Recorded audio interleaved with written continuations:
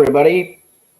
Welcome back Hey. to another edition, the second edition of Fantasmagorium show with Scott and Steve. Hey, Steve. Hey, Scott. So right Joe off the on bat, true, Commander. so right off the bat, we have to talk about what happened. We got a bunch of likes. We got a whole bunch of views and likes on the channel for the show. It's really, it's amazing to wake up and see that much happened. And I know it was the maiden voyage, the inaugural show. So we won't put a lot of stock into that. Oh no, I put a lot of stock into that, man. I'm really impressed. I'm happy. Did a good push. What is this feeling I'm having? Is it happiness? I've never had it before. Right. So it's good. The main thing is we got 5 new subscribers within the 24 hours, which is amazing. And hopefully, we continue on with this run. We'll keep doing the shows as long as people keep wanting to see them, or until we get tired of talking. Yeah. I'm okay with screaming into the void, but it's nice when the void screams back. Sure. Yeah, I agree.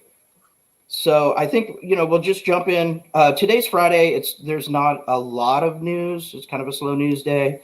And, Scott and I were talking before the show about maybe, doing more of a free for all on Friday. So, we'll get back to you when that kind of, matures and we figure out exactly how we're going to do that and run that. But until then, why don't we hop into the stories that we have plucked out of the ether. Yes, let's. To give to you today. First one is Star Wars alumni Ewan McGregor, Ming-Na Wen, and Carrie Fisher all set to get a star on the Hollywood Walk of Fame in 2022. Yeah. Which I thought was great news, especially for Star Wars fans. Carrie Fisher, it really struck me when I saw this come up today. I was like, wait, Carrie doesn't have a star on the Hollywood Walk of Fame? Yeah, I was surprised too. Sure, she had one, right? And even just to go outside of her Star Wars career, we've got the Blues Brothers, renowned screenplay writer. Like she's all over the place. Writing. Even a cornerstone of the culture. Carrie Fisher is a goddess. May she bless our souls. Yeah. And so I'm excited about that. And then Ming-Na. Yeah. I'm a huge fan of Final Fantasy Spirits Within. I know that's weird, but I love that movie. And so I'm glad that she's getting the recognition. Obviously, a Star Wars alum from The Mandalorian and future endeavors. I think she's doing other stuff. Is she animated on The Bad Batch? She is animated on The Bad Batch. And she was the part of the reason to watch that god-awful Agents of S.H.I.E.L.D. show. Her and Clark Gregg, without those two, it would be completely unwatchable. But I love her whenever she pops up in anything, voice acting or live action. I love it. So yeah, she's fan. I remember her as far back as the Jonathan Silverman show called The Single Guy from the 90s. That's right. Amazing. That is great. No, I've been a big fan. So good for her. And obviously, Ewan McGregor, I mean, his body of work speaks for itself. Well, but can we speak for it? Yeah, absolutely. Please, please do. From Train Spotting, Ghost Rider, he's all over the place. I've enjoyed everything that Ewan McGregor has been in. Moulin Rouge. Salmon fishing in the Yemen. Oh, salmon fishing in the Yemen. Yeah, no, I forgot about that one. Yeah. But I would have to, if Your Song by Ewan McGregor was put up against Your Song by Elton John, I got to go with Ewan McGregor. Really? Yeah. Awesome. Yeah. Yeah, it's right there. It's neck and neck. But then also outside of the Star Wars alums, what Francis Ford Coppola, Macaulay Culkin, Willem Dafoe, Salma Hayek, this is incredible. Ray Liotta. Hey, Jason Momoa? See, how did Jason Momoa? So somebody paid a lot of money, right? Because that's usually how that works. It's fantastic, Norman Reedus. But I do think that the crown atop this year's stars on the Walk of Fame. Bless you, Carrie. I miss you every day. Yeah, me too. So good honor. I mean, Yeah. in memoriam, but still, she deserved it. She deserved it a long time ago, in my opinion. I wonder who's going to do the you know how they do the speech, the indoctrination speech, and induction speech. I don't Like, know. I wonder if Mark Hamill or somebody like that might. Harrison Ford. Maybe. Hey, maybe even Dan Aykroyd. Weren't they engaged? I think so. Well, that. Well, I don't know if that'll happen. But well, whoever welcomes her star, I will certainly be happy to see the induction speech. Maybe Billy D. Williams. Okay. That'd be good. Yeah, well, yeah, it would be good. I'm curious because Billy D. Williams seems like a gentleman who I'm sure he'll appreciate Carrie's induction, but he seems not as quick. And considering his age, I'm not trying to knock Billy D. Williams. Lando Calrissian my first email address was Lando Calrissian no, not at all. I didn't call Patrick Stewart old yesterday. I'm not going to do it to Billy D. Williams today. Or Harrison Ford old the other day. Well, we'll stay away from that for right now. Yeah, like come on. Another orbit around the sun is a success for anyone who can do it. Absolutely. Every day above ground. It's a good one. Any day above ground. Yeah. So okay, so that's not the greatest, biggest news, but it's a Friday, and that's kind of what we had. I like leading off with awards and recognition. Yeah, it was fun. Yeah. Our second item up for bid today, if you will. Mike Myers will play 7 characters in Netflix's So I Married an Axe Murderer spinoff, The Pentaveret. Now, The Pentaveret. Oh. Now, you remember him saying that, the Pentaveret, talking about it in that movie, but I didn't think, and maybe I'm wrong, maybe they got it wrong. I didn't think that this was an actual spinoff of the movie. It's just something that Mike Myers wrote and pitched. So I guess that remains to be seen. It says spinoff, and I understand in terms of the Pentaveret being a reference that Mike Myers' character's father, played by Mike Myers, said. And for any of the trivia hounds in the audience, the Pentaveret is made up of the Queen, the Vatican, the Gettys, the Rothschilds, and Colonel Sanders before he went tits up. But yeah, So I Married an Axe Murderer is one of my favorite comedies from the 90s. Oh, yeah, it's way up there. And also with the late, great Charles Grodin. Correct. But I enjoy it, and I haven't seen a new Mike Myers property in such a long time. Fellow Canadian, love the guy. Wayne's World, obviously.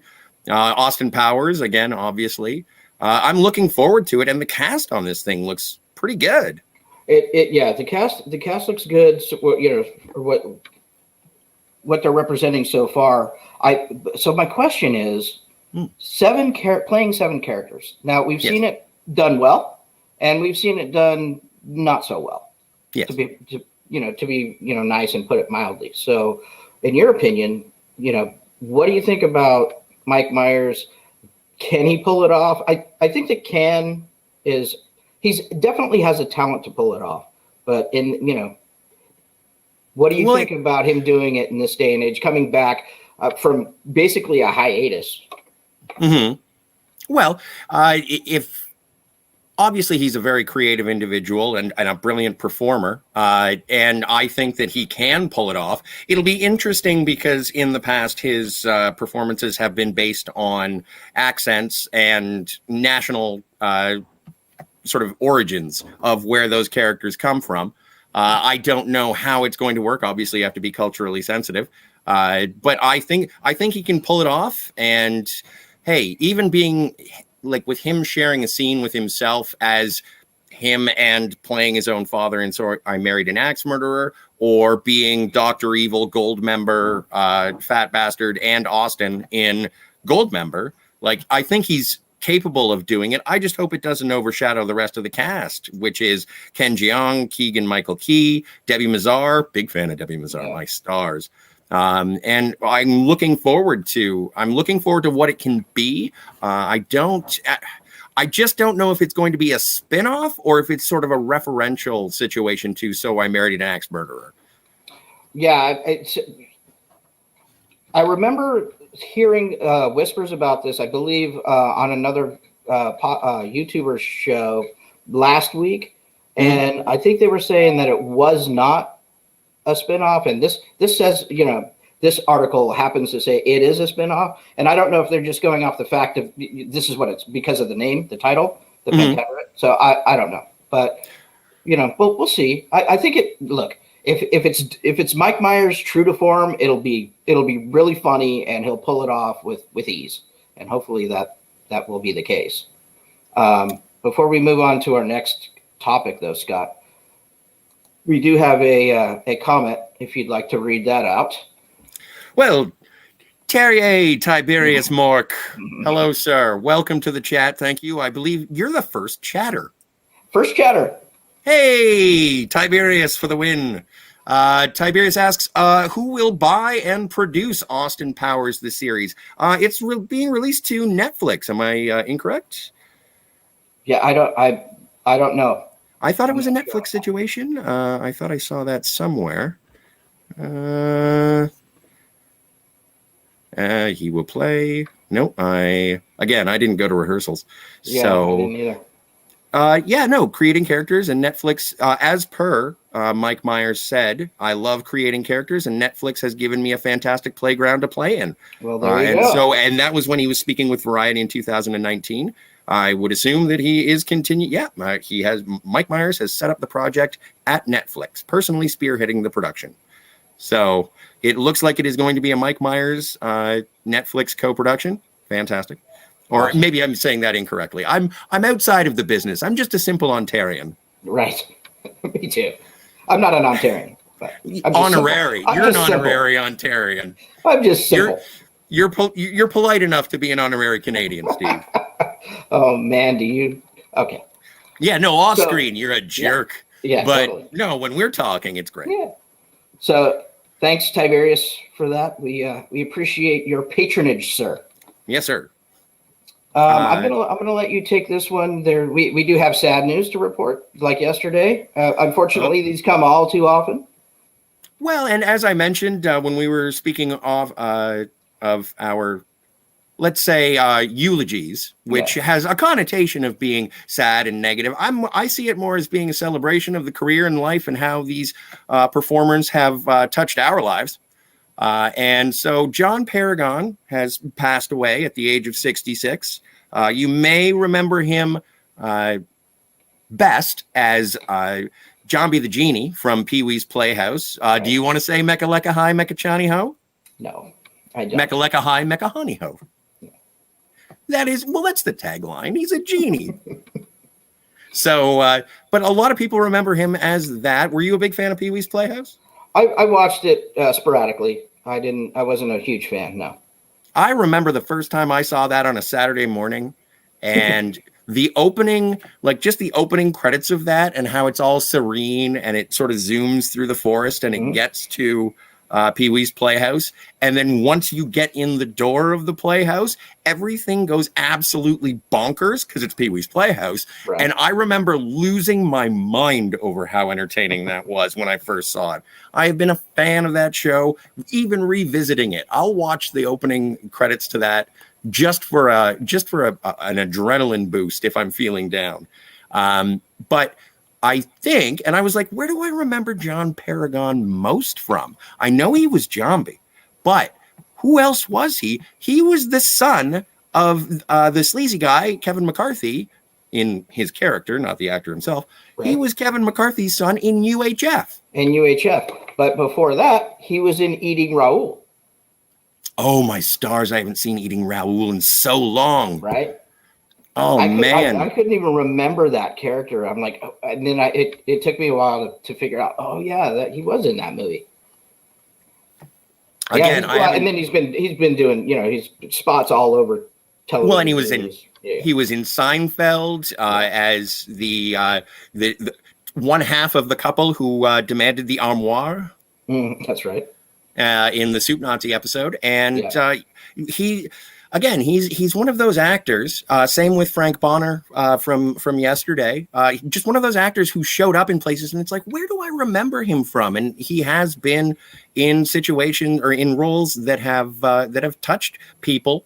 And I just want to celebrate what they've provided through their art and performances. Like he came up in the Groundlings improvisation, and so I'm sad that he is no longer with us. But I am so happy with everything that he provided. He actually does. He was a director too. He's got directing credits: Silk Stockings, the TV show, and Pacific Blue, which I believe is a TV show as well. I believe it is as well. I'm not familiar. I know Silk Stockings. Silk Stockings, yeah. But Pacific Blue, nope. Yeah. I don't mean to disregard any of his work, but I'm not familiar with that particular. Yeah. Directing some TV episodes. Yeah. Well, and it's one of those things where you do have character actors who have provided so much in front of the screen, and you're not aware of what they provided behind the camera. And so there the list of art, the list of just situations, for lack of a better term, because obviously I had a brain fart. There are probably things out there that I don't even know about that he's done, and I would look at it and say, wow, that too? So, just going over his filmography, directorial credits and stuff like that. He's not just a head in a box. No, right? So we will miss you, John, but thank you for all you did. Yep. We appreciate it. So we'll go on to our next topic that I pulled. This is a comic book topic. I got this from IndieWire, and they put on 7 rare vintage comic books worth adding to your collection. And I figured, hey, why don't we see what they think is the 7 top, or I don't know if they did rank them, but they said these are the ones you should have in your collection. Yeah. The first one being The Amazing Spider-Man number 39, 1966. That you can actually buy these. So if you go to IndieWire and look for 7 rare vintage comic books, you should pull right up, and you can actually buy these comics. That one in particular, $299.99 for that issue. Do you want to take the next one? That was I'm waiting on a loading screen, and that was the one where that's the one where Green Goblin unmasks Peter Parker. Yeah. Oh, these things are apparently the back issue market when it comes to comic books is on fire right now. Not so much 90s comic books, but if you have anything sort of pre-1992, 1991, the back issues are flying off the shelves. And so that's really, really interesting. Spider-Man number 39. Then we have Action Comics 252. Is that the first? This is the first. This is the introduction. If I'm not mistaken, this is the introduction of Supergirl. Yeah. Which, like, someone's drag racing. Oh, that's it. It's Fast and the Furious weekend, isn't it? No, don't apologize. It's not your car. But yeah, Action Comics 252. Heavens, $1,895. I'm assuming these are all in U.S. dollars. Yeah. But these are things that are these are issues. If you're fans of the characters, just to have that. I know I have a copy of the first meeting between Wolverine and Sabretooth. Oh yeah. And the first meeting, and it's in the Wolverine number, I want to say 6, but and then I also have Iron Man meets Hulk for the first time. I have that issue. Looks like someone rolled it up and put it in their back pocket, but just to have them as a representation or as a keepsake, that it's so interesting to have as a fan. And if you do have it as a collectible, that's profitable and valuable nowadays if you are into the collection and the selling of them. $1,800, man. That's almost $1,900 for that comic book. That's That's awesome. Yeah. And then we've got Batman 313 from 1979. Is this? Oh, the first. 1970. Yeah. Yeah. 1979. First time readers meet Tim Fox, the son of Lucius Fox. It's got Two-Face on the front cover, which is interesting. Also, I'm a big fan of 70s Batman. Yeah. Like Jim Aparo was probably my favorite Batman artist. Yeah. So that goes. I was just going to say this book is actually a little more reasonable at $350, down from $500. So it looks like they're having a sale. So get on it if you want to get that Batman number 313. Before I go on to the next one, which is a Fantastic Four book, we do have another comment from Terje. Pacific Blue was a great American or Australian show about cops on bicycles, featuring the very that's what I was trying for. Meow, Paula Tricky. Thank you for that, because I had no idea what that was. I think I'd heard of the show, and I thought it was an American show, but so I was thinking of something else. Oh, no, fair enough. It's kind of like Chips, but with bicycles in Australia. So that's fun. Groovy. Yeah. Okay, next on the list was Marvel Comics Fantastic Four number 52, 1966. The first time we get to see Black Panther. Yeah. Yeah. 1966 Black Panther first appeared. Crazy. Yeah. And $600 for a first appearance of Black Panther, that's almost a steal. That's pretty good. Mint condition version for $1,500 though. Fair enough. You're talking mint, but you can buy a copy right now for $600. That's not bad. That's pretty good. Well, and again, for collectors and people who would like to sort of turn that into a portfolio of a collection that they want to sell, I understand getting the mint for $1,500 through the comic book grading. Yeah. But even if you're just a fan and you want that as, hey, look what I got. It's $600 investment to put on the wall wouldn't be too bad. Yeah. If you're a huge, Black Panther fan, absolutely. Well, and I'm a big Fantastic Four fan. Yeah. So that would just be interesting to see that and their first interactions. Number 52. I'm wondering if my omnibus has that one in there. I don't think it does. It probably only goes to 50. You'll have to check after the show. I will have to check after the show. Report back. And then next up on the list, we got Tales of the Teen Titans number 44. Dick Grayson is Nightwing. That's cool. And the Jericho. origin. See, I'm not familiar with Jericho. Mm-hmm. Are you? And the origin of Deathstroke. Are you familiar with Jericho? I remember reading it. I'm not too familiar with Jericho. I remember reading, when I was a kid. So the name stands out to me, but I'm not 100%. Deathstroke the Terminator always confused me, because when I saw the Deathstroke the Terminator covers in my local comic bookshop, I was like, you're not the Terminator. Arnold Schwarzenegger is the Terminator. And I learned later on, don't yell at me. You're not the Terminator. But yeah, so Teen Titans, and then we've got Teen Titans you can buy for $225. Tales of the Teen Titans number 44. Oh, and as a first representation of Nightwing, that's great. Yeah. And then Tales of Suspense 52, The Crimson Dynamo Strikes Again. Ooh, Black Widow is ready for her close-up in 1964's Tales of Suspense. Nice. Yeah, I've never even seen this comic before. And, Tales of Suspense I've heard of. Well, and also 1964. These aren't necessarily back issues that you would see. Yeah. Willy-nilly in a local shop, but it's interesting. And one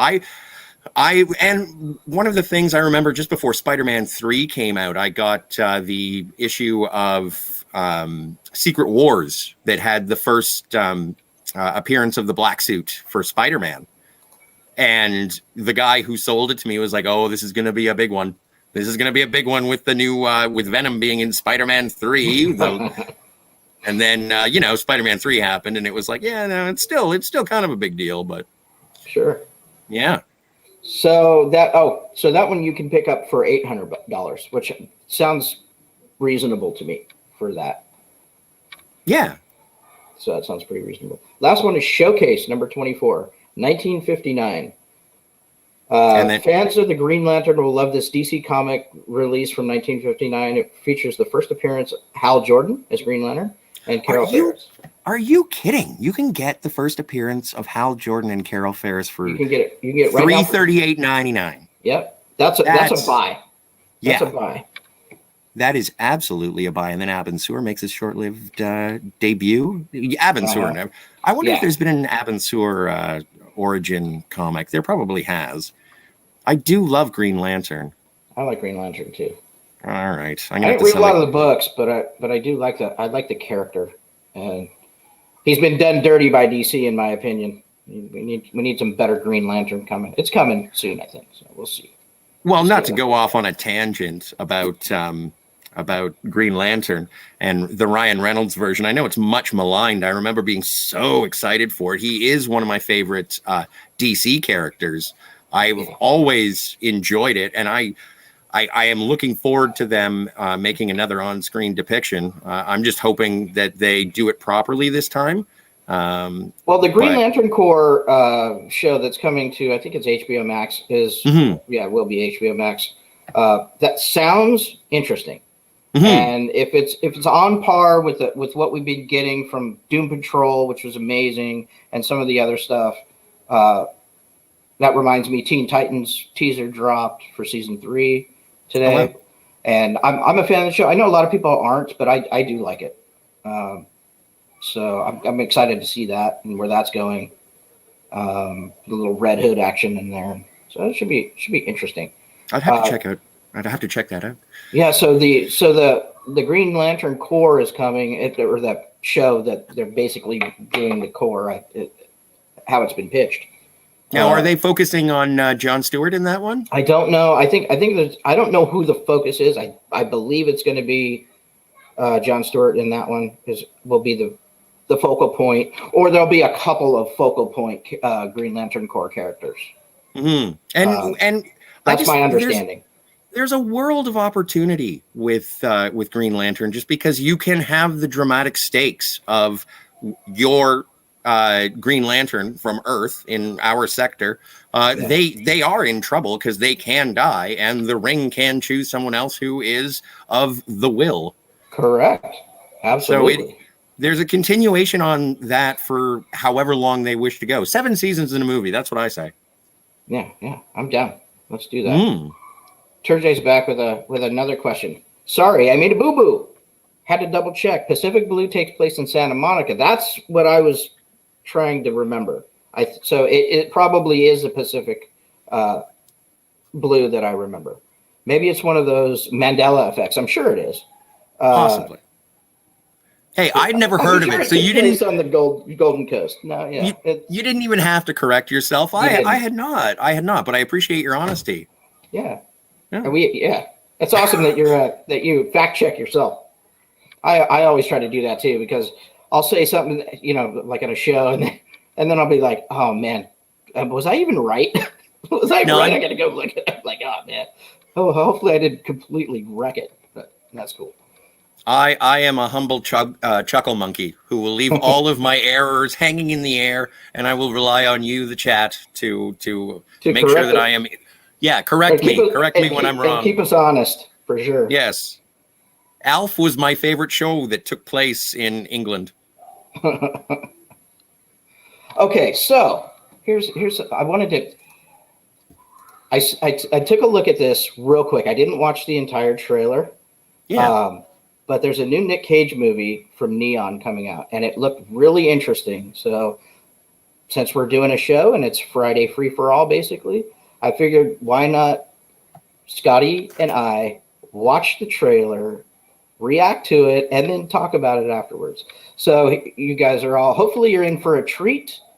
It's Nicolas Cage. We're in for a treat. Right, we're in for a treat of some sort. Mm-hmm. Let's dive into the trailer. For Pig.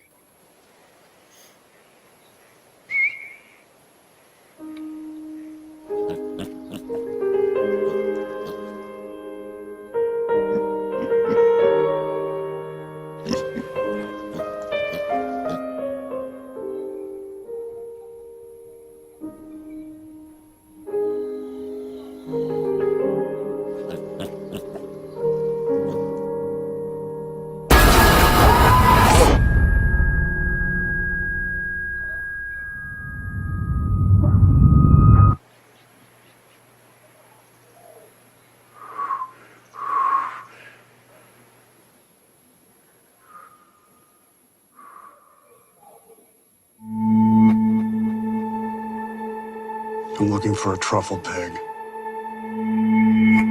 Someone stole her. I don't understand. Tell him who you are. You made the right choice, being out there in the woods. There's nothing here for you anymore.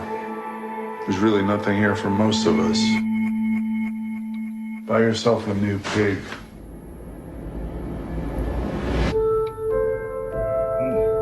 What are you thinking? I remember every meal I ever cooked. I remember every person I ever served. You live your life for them, and they don't even see you. You don't even see yourself.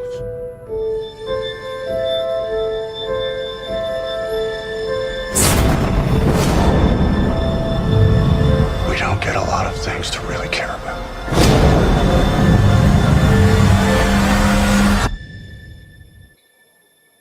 Who has my pig?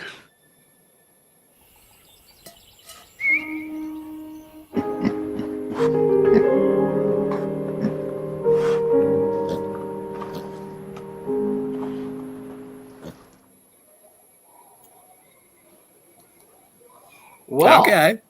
that was interesting. It's a man and his pig story. Well, it's also interesting that it seems to be about a chef. I thought that was a great angle, right? So it looks like it's going to be a bit of a character study on a chef that figures like, I gotta take it to the woods, man, because this is too much. And then A man and his pig. somebody And steals his freaking pig. it gave me John Wick vibes until all of a sudden Right. it wasn't. They didn't kill the pig; they stole the pig, and I guess a truffle pig would be rather valuable. Yeah, find them truffles. So that's cool. Interesting movie. I'll look forward to seeing that. I'll absolutely watch that. I'm in. And like, say what you will about Nicolas Cage, but he always gives his all. Yeah. No, he He brings never it. Even never if he's just half-asses playing it. himself. Even if he's just playing himself, he's always 100%. Yeah. So we Well, love that. yeah, he is usually good. There are probably more excellent Nicolas Cage performances than there are good Nicolas Cage movies. Okay, I'll go with you on that. But I it's always interesting to see what he does. And if I get some woolly mountain man Nicolas Cage, I'm in. Let's go find that pig. Yeah, absolutely. Well, So, yeah. Terrier says, I've had truffles. I know how good they are. I get him.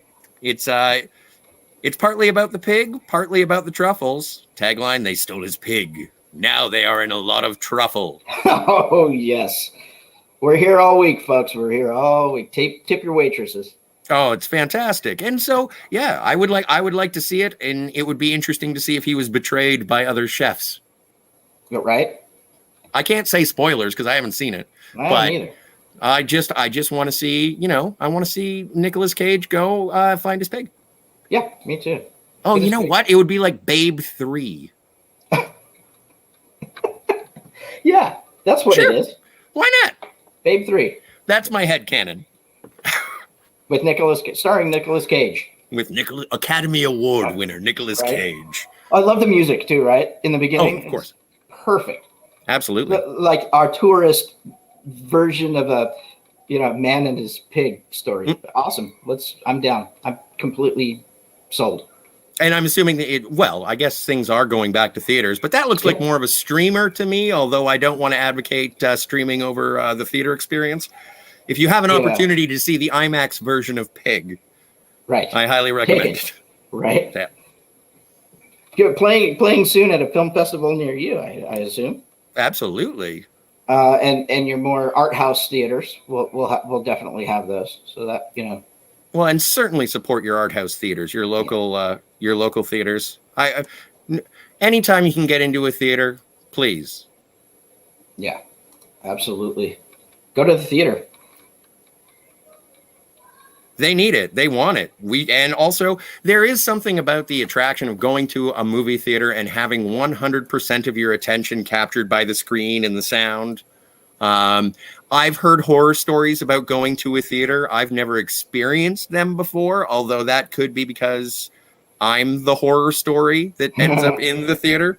But I really enjoy it, and I am so looking forward to going back and checking out movies the way that not only the filmmakers intended, but the way that I've always enjoyed them the most. Yeah, because at the end of the day, as badass as you may think your home theater system is, it doesn't hold a candle to the actual theater experience.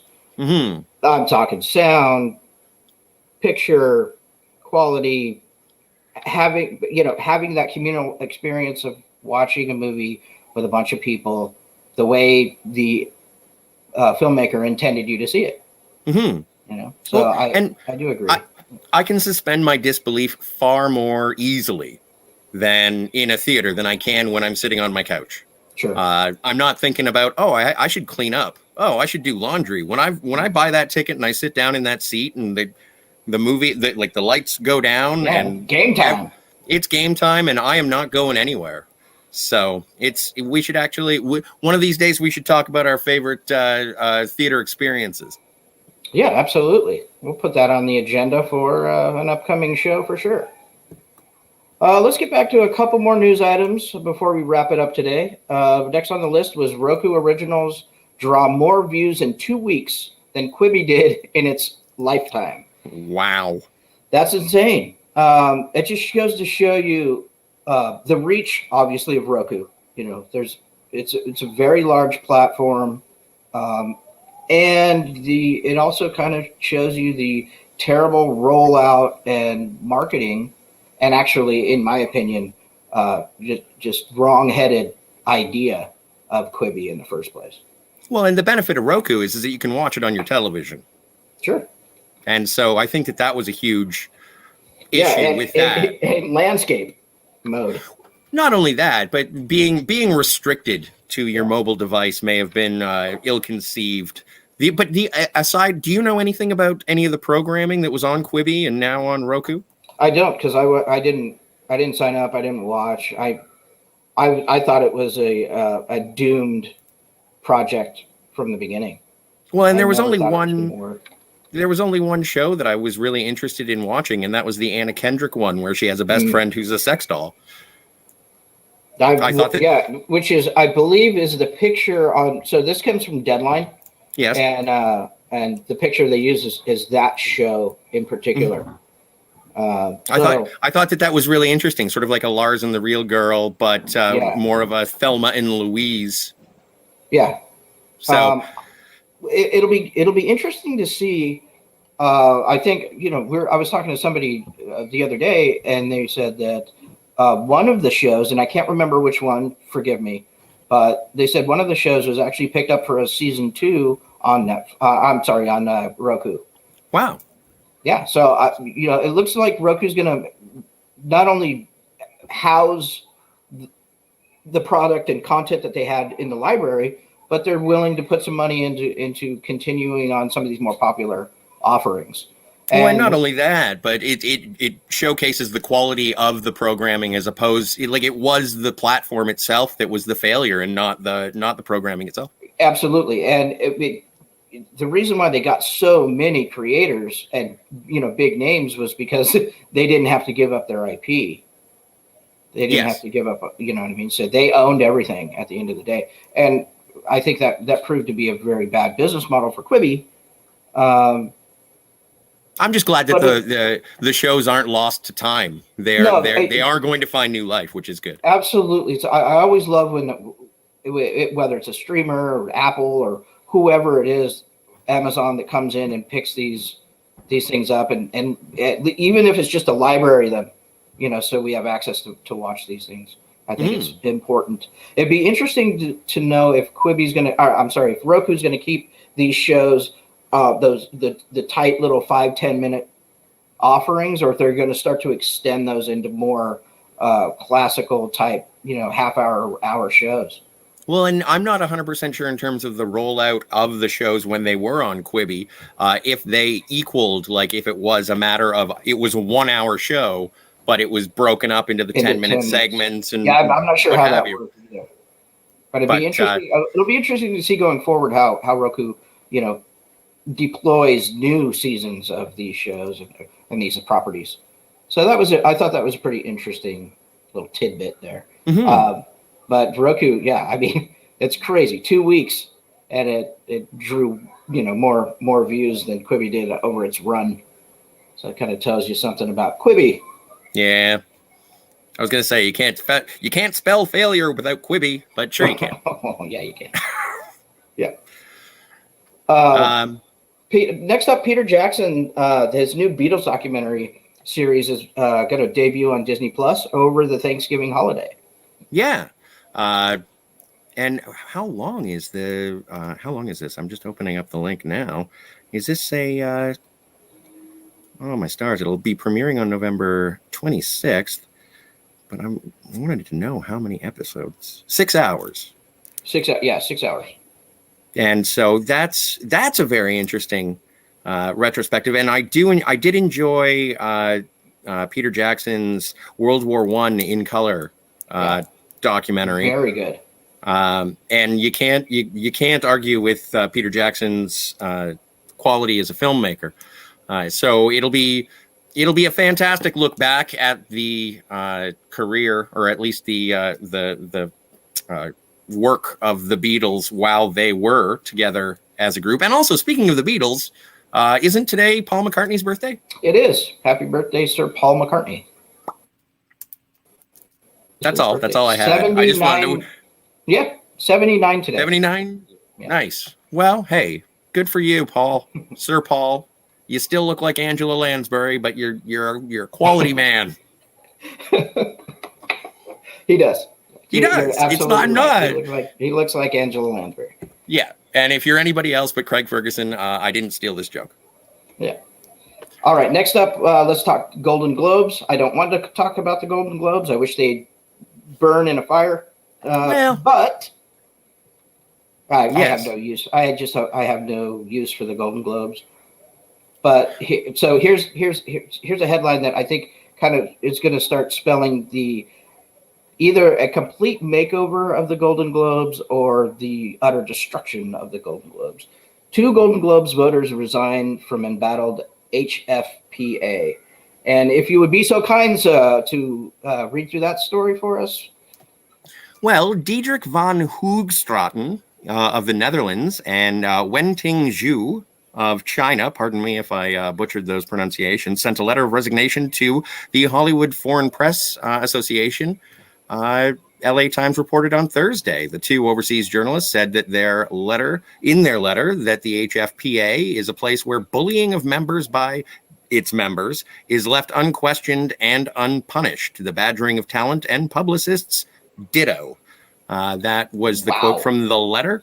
I have heard a little bit of scuttlebutt in regards to how the Golden Globes have instituted some different policies in terms of how they are going to be covering their films. But I'm sort of with you when it comes to awards shows in general. I don't necessarily need them.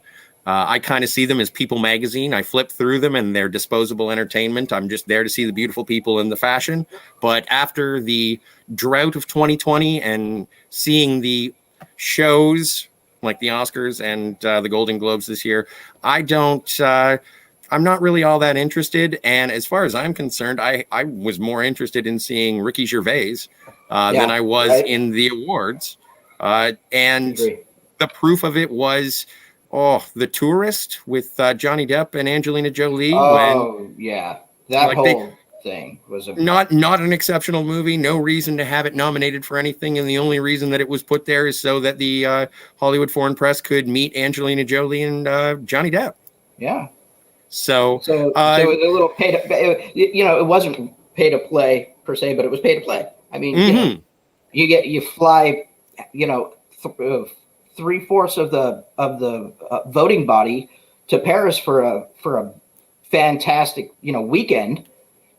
I mean, that's how that gets. It's just the Golden Globes are trash, and it's all ridiculous. And here's the line that really got me in this day and age. The fact that these guys said the majority of the membership resists transformative change. Mm-hmm. That just strikes me as completely tone deaf. Well, I don't in terms of transformative change, I don't know if that has more to do with the films or television shows that they are awarding, or if it has. I think what it has to do with is the fact that their body is so small. That's one of the problems with the Hollywood Foreign Press Association. So and that's why something like the Academy of Arts and Sciences works, because it's a massive number. 7,000 plus people are at any given time, I believe. Mm-hmm. So it's a massive voting body. When this is up to 35 people, I don't know if it's 35 people. I made that up. But if it's a small amount of people like that, I mean, it's too easy to tamper with and the outcome, like taking 3/4 of the people on a whirlwind Paris weekend, Mm-hmm. right before the voting happens, and a movie nobody's ever heard of gets nominated and wins. Well, and when it comes to the movies that no one has ever heard of and wins, ultimately award shows are promotional materials for underseen shows, underseen movies, and I appreciate that, and that's why I don't necessarily fall in line along with you. I don't think that they're trash, because I do think that they have a place. I never would have heard of The Father if it hadn't have been for the Oscars and the win by Anthony Hopkins. The Oscars I don't have a problem with. It's okay. It's specifically the Golden Globes. Oh, okay. Because of the way it runs. Okay. It's just way too small. I'm fine with the Oscars. I mean, I have my problems with the Oscars, and we can do an Oscar show, next year when that horrible thing comes back around. We will see, sir. Hopefully, it's not as god awful as this year's Oscars.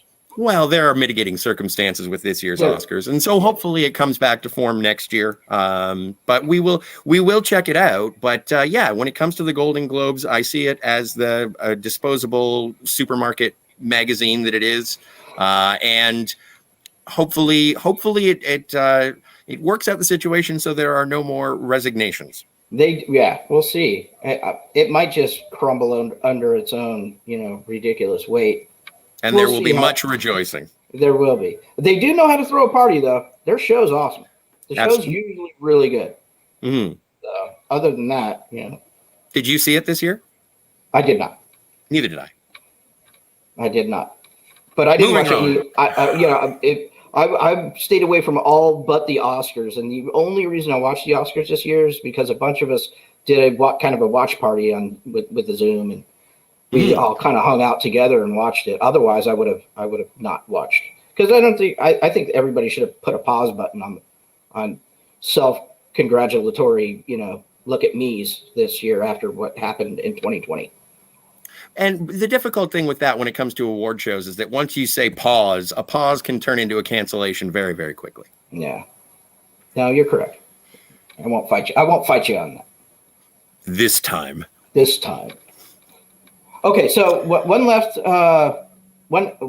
item that I wanted to talk about. We do try to bring you news about physical media when we can, and so today I got a little notification of some steel books that are on sale that I wanted to let you guys know about. So this comes from Best Buy, and the first one is the Wonder Woman 1984 steelbook, digital copy, 4K Ultra HD Blu-ray. It's the Best Buy only, so it's their exclusive. They're on sale right now for $22.99 in the US. So go and get that. I think you can order online. You can order online. So that one's good. Next one is A Quiet Place. That's the steelbook, 4K Ultra HD Blu-ray. That one is also a Best Buy exclusive. $17.99. And looking at that, it's a pretty one. Next up is Top Gun Steelbook. Oh. Includes digital copy, 4K Ultra HD Blu-ray. This is not the exclusive. This is $18.99. I would love to see the 4K Top Gun. Right?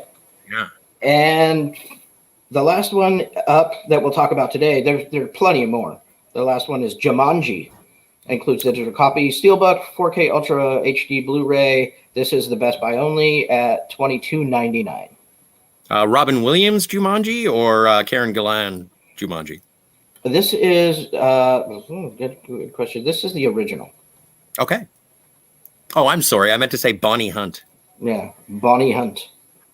I always had a soft spot for Bonnie Hunt. That's only a couple bucks off, but the Top Gun is about $10 off right now. Save about $9. A Quiet Place, you save about $5, and Wonder Woman 84, which is a movie that I did not like, but it'd be nice to see the 4K version. Absolutely, save $12 on that. Well, and also if you are a Steelbook collector, I do know quite a few of them. The collectors, I mean, and for your DCEU completionist sake, Sure. Again, well, okay, which one did you like better, Army of the Dead or Wonder Woman 84? Army of the Dead. Okay, that's all I wanted to know. Thank you. I really did not like the Wonder Woman 84. Man, it just did not land for me at all. Well, I like Wonder Woman. I would probably enjoy it under the influence of inebriates. Sure. Yeah. Why not? So we'll get the Steelbook at Best Buy. We'll get drunk and we'll watch it. Absolutely. Sounds like a Friday afternoon to me. Sounds Anyways, good I to me. hope you like that, and let us know in the comment section if you care about physical media stuff, and if you like hearing about these kind of deals. Yesterday's deal was really good. It was that the Columbia Volume 2 pack. That thing was awesome. Yeah. And Well, and also, I would just like to point out that we are not sponsored. We're just trying to spread the love about physical media. In the age of streaming, I find it better. In case your internet goes out, what are you going to watch? I would recommend having a disc of something. Absolutely. Oh my God, is that my ride? Yeah, just got here. It's an old joke. So is that, would that be the... That'll do it for the topics that we had lined out. Again, it's been an amazing time working with you on these shows. I love hanging out with you and talking and talking all the stuff we love about geek culture and pop culture. Yeah. Sergey chimes in. Who's getting arrested? Well, Scott. They're coming for Scott. Hopefully, they'll ward him off at the pass. It's jokes on them. I'm already deported. They think I'm in Cali, but I'm not. And then also, I think we have another thing going on later on this evening. Do we not? This evening, 7:00 Pacific. Yourself, Black Phillip Alvarez, and Ben from Cinema Gulp will join. We'll all get together, and we're going to do our Loki episode 2 discussion, spoiler discussion. So if you want to join us for that, we'd be grateful for your patronage. We're narcissists. We need people watching us have our conversations. Otherwise, we're sitting alone in the dark talking about Tom Hiddleston. Sergey says, excellent. Physical media is the bread and butter of freedom. Yes, it is. It's the bread and butter of freedom. Of the fandom. So I misread it. But it is the bread and butter of freedom as well. Sure. But I agree, and it's also nice. It's nice to have a library. Yeah, I like that too. I mean, I think we could become so dependent on the digital platforms that we have. And if you're Apple or Amazon, they got more money than God, so they're not going to go away. But if the power goes out, what do you watch? What? Not only that, but also if you don't have comic books or physical books, what do you read? What do you I don't know. I don't think everybody needs to be a collector. No. But I think it's good to have hold on supplemental to materials. picture quality, sound quality. I find physical media to be superior, and then also there are certain things that you just cannot get. And when licenses drop from different streaming services, where do you find them? And having to subscribe to a different one, Yeah, it can be a bit of a headache. yeah, and either that or you have to depend on buying the digital copies and storing them somewhere. Like I said, Amazon and Apple are they're not going to go anywhere, so you're pretty safe there. But I still think it's healthy to have at least some physical media. I'm a vinylist. I started DJing when I was 12 years old, and I buy vinyl. That I have boxes and boxes of vinyl all over the place. So I kind of carried that over. I got some comic books. I got a bunch of DVDs. Old school DVDs still. I haven't graduated to the 4K yet, but I still like to have that stuff on hand. Some of my favorite movies. It's nice to have your top 10 favorite movies accessible at any time, and at any time. You have someone over when you do have people over, and it's like, oh, I really like this movie. It's like, well, we can watch it. I've got it right over there, and it doesn't matter what streaming service you got. Right. You don't have to hunt for it. It's right there. Okay. So. Cheers again. Awesome. Controversial. Best special edition forever getting that new edition Bible. Best edition forever getting that new edition. Well, if you wanted to know my favorite physical media, my personal favorite is the Criterion Collection for Fear and Loathing in Las Vegas. Yeah. But yeah, that's a great get. If audio commentary from Hunter S. Thompson, you can't ask for anything more. Yeah, if you own it, it's really amazing. I have the almost complete works, excuse me, of Stanley Kubrick box set that I think I've shown you offline. It's really good. It's one of my favorites. We should do just a straight up physical media. Or our personal collections, not to get into everything, but just our personal favorites, like a top 5 back and forth at some point. I'm down to do that. I think that'd make a great either segment or complete show. Yeah, we can really get into it. In fact, we have many friends that are collectors that I think would like to come on and show their collections as well. Well, and also we might have to do that. If you are interested in physical media, shout out to the Burnettwork, and every Sunday they do the Let's Get Physical Media show with Rob and Dieter, and so that's a good time as well. If you are a fan and you want to delve deeper into the community, that is a great place to start. Awesome, yeah. So look for us tonight at 7:00 Pacific for our Loki discussion. Spoilers, and until next time. For Scott R., I am Steve F. Have a great day, everybody. See you next time, kids.